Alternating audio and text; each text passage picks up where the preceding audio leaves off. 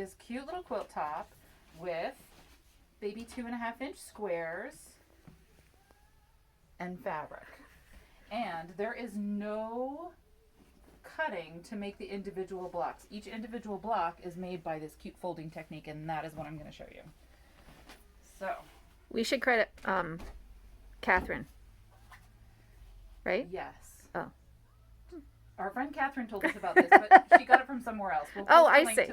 We'll post a link to that video.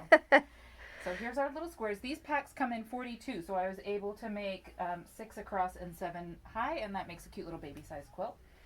And I chose 2 background fabrics in kind of opposite colors to make a checkerboard, and I cut these squares to 6.5 inches. And I've got a little pretend 2.5-inch square and a 6.5-inch square for you.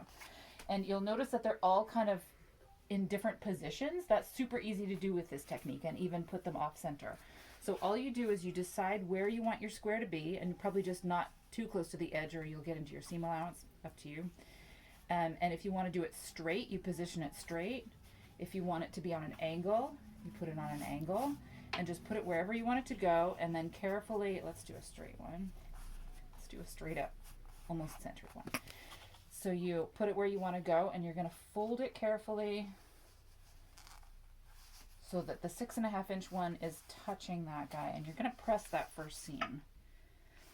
And then you can just open it up and make sure that your little square is tucked right into where that fold is.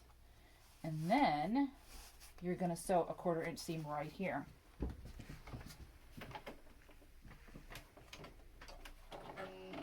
And once you get going, you can chain piece these guys.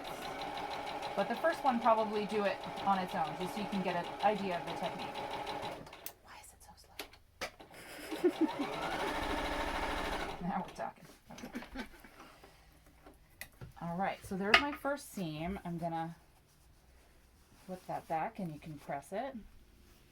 And then the next folds are just based on where this first one was placed. So you just do it again. And I'm finger pressing this one just so I can make sure my fold is in the right place before I hit it with the iron. And do you always do the opposite? Always do the opposite. That's how I've done it. I think you could probably go in the round, but you can see that I've done these ones first and then these ones second. And that is the technique. So we'll do this one.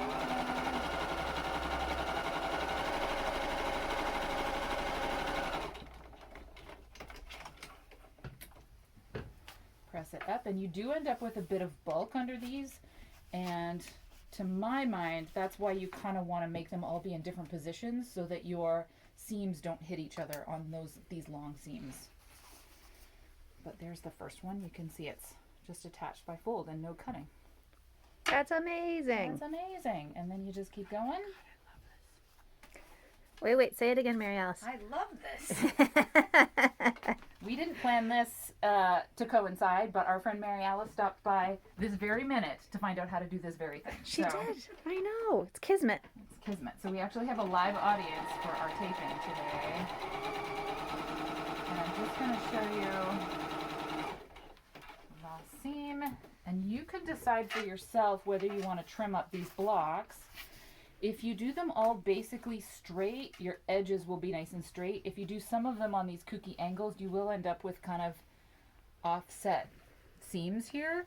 If I was a really good quilter, I would have trimmed all my blocks to be the same size. And I don't know. I think your points are pretty good. I think they're pretty good. So we're doing this with mini charms, and a mini charm pack is 2.5 inches. Is that true? It is. And we also have lots and lots of charm packs. So you could use this same idea and use the 5-inch squares and go big, right? This would be great for go big. It also works great with a pack of 5-inch squares and a pack of 10-inch squares. And if you can get a 4-main pack, then you can kind of mix up your fabrics. And then your backgrounds will also be all these fun prints. Right. For this one, the only consideration I had was not to put green squares on green backgrounds. Otherwise, it was just kind of random, and then I placed them.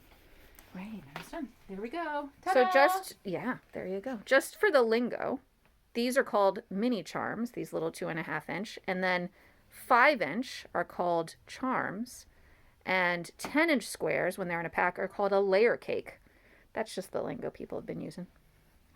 All right. Thank you, Danielle. Oh, Oh. and if you want to do it, you would need 1 charm pack and 3/4 of a yard each of 2 different fabrics. 3/4, 2 contrasting fabrics. There you go. Have fun. Bye.